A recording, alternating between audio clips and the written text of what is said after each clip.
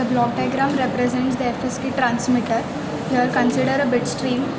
Let it take for example 101. It consists of two oscillators, and both the oscillators will be depending on the bit 1 that is transmitted. So when the 1 is transmitted, the oscillator 1 will be generating a frequency, higher frequency FH, while if 0 is transmitted, it will be inverted to 1 by the inverter. Oscillator 2 will be producing a lower frequency FL.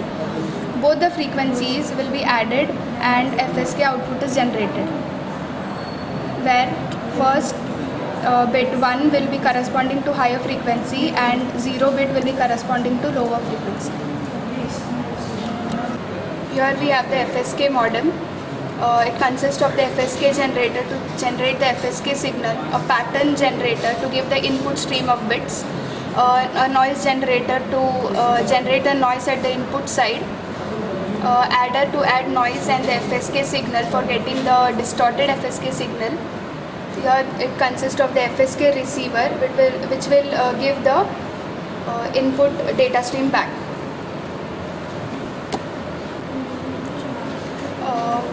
The first step, it will be consisting of measuring the carrier frequency. First of all, at the transmitter side, the frequency adjustment knob should be at the maximum. Check the FSK output that will give us the carrier frequency.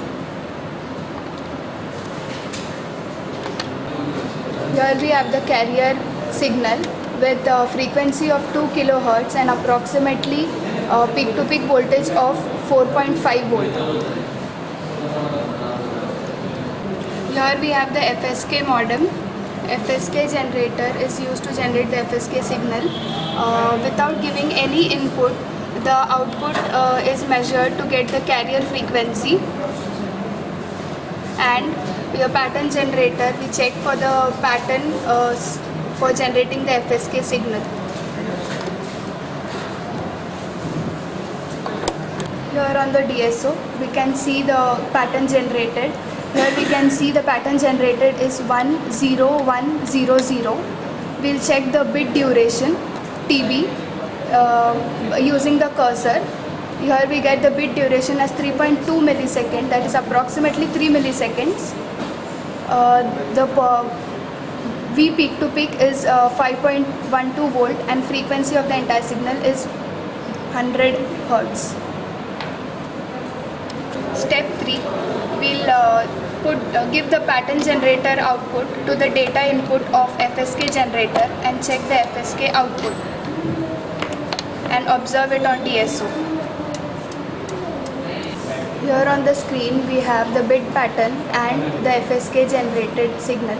So here we can see exactly where the frequency is changing. From bit 1 to bit 0 we have high frequency and lower frequencies. Here the inbuilt circuitry is such that for bit 1 a lower frequency is transmitted, while for bit 0 a higher frequency is transmitted. For the FSK signal, measure higher frequency FH and lower frequency FL. Here we have the cursor set for the higher frequency and we get it approximately 4 kHz. Similarly, we can measure the frequency for FL and it will be approximately 2 kHz. We have the cursor set for measuring FL and here we can see it, that FL is equal to 2 kHz. In this experiment, we have to compare the signal to noise ratio at the input and at the output. So at the input, we will add the noise of 1 volt as a reference. 1 volt as a reference. To generate the noise of 1 volt, we'll first set the noise as 1 volt.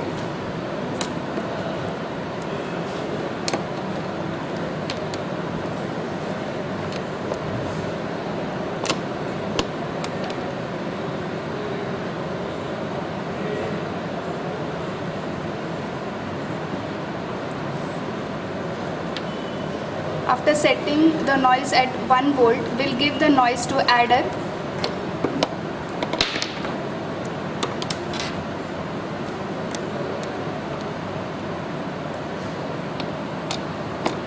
and the FSK output to the adder.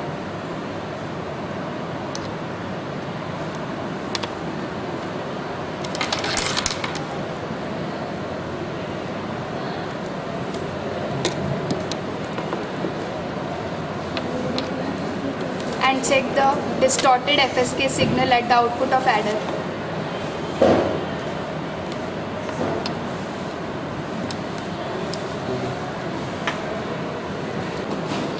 Here we can see the distorted FSK signal.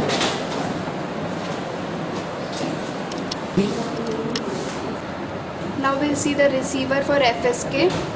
The distorted FSK output will be given as an input to the receiver. Check the data output. It will be same as the data bit stream given in the input.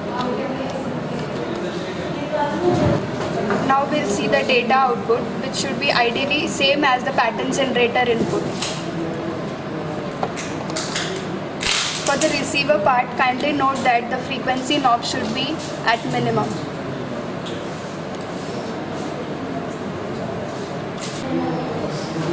Here we show there is data received. Check the bit duration and the amplitude.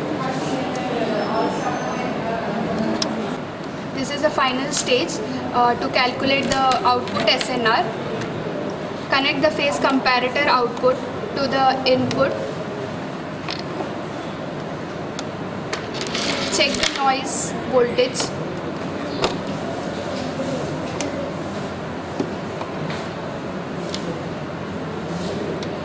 Now check the signal voltage.